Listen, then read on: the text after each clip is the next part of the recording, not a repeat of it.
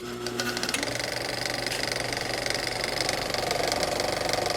you ever you ever think about what life would have been like if you hadn't left secular, if you kept battling?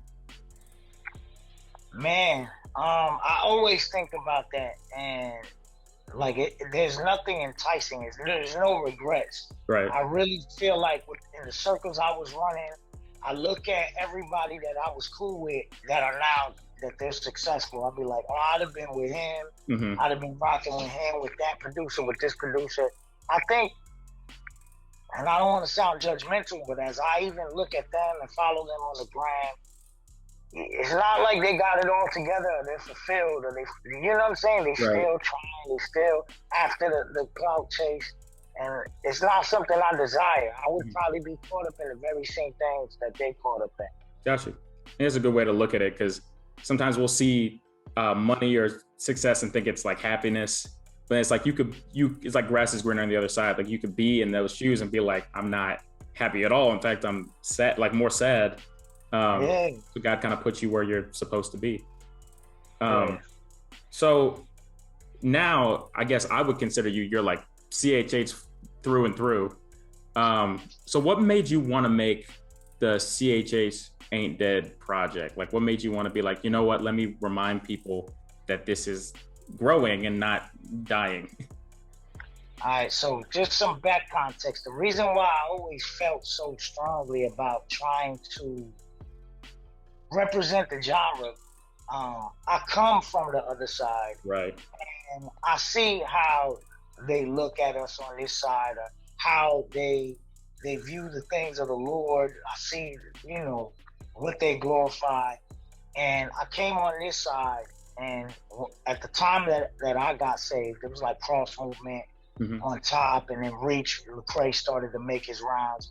I kind of was like, the music was edifying to me. It really played a part in my spiritual walk, like for real. And and becoming a part of a brotherhood that just had a different, like it was just a different vibe, bro, a whole different vibe that I fell in love with. And I was like, yo, you know what I'm saying? We bros over here, we need to be speaking against what they're doing. Not dissing them, Right. you know what I'm saying? But kind of poking holes in these things that they represent and they glorify. So just bringing light to being a light in the darkness.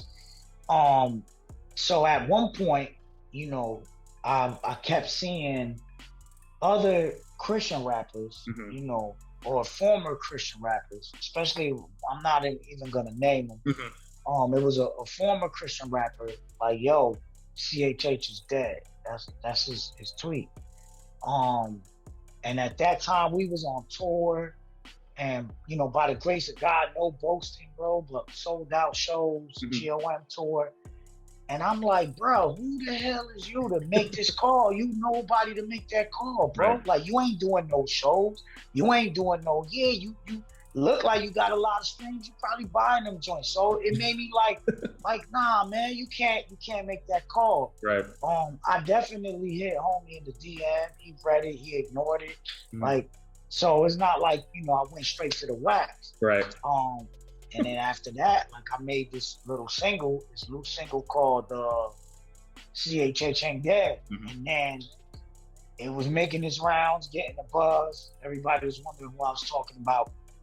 Then at some point I did this challenge, the Shook Challenge. When I did the Shook Challenge, all these different young up and coming Christian rappers came out. It was like a dope little, people connected. It felt like this community came out to represent. And I said, yo, you know what? Like this is proof that CHH ain't dead. Right. I'm gonna do a compilation mixtape and put everybody on. Now it ain't happened that way because it was a lot more difficult than I thought it would be. I ran into obstacles. Some of the stuff just wasn't up to part of release. So I just went and I was like, yo, I promised this project. Right. Let me reach out to all the homies that owe me favors. You know what I'm saying? The Eshons, the this dude, the that dude. Right. Or anybody who ever hit me like, yo, let's work. All right, bro. Boom. I got verses from them and then put the project out. Yeah. It's very dope.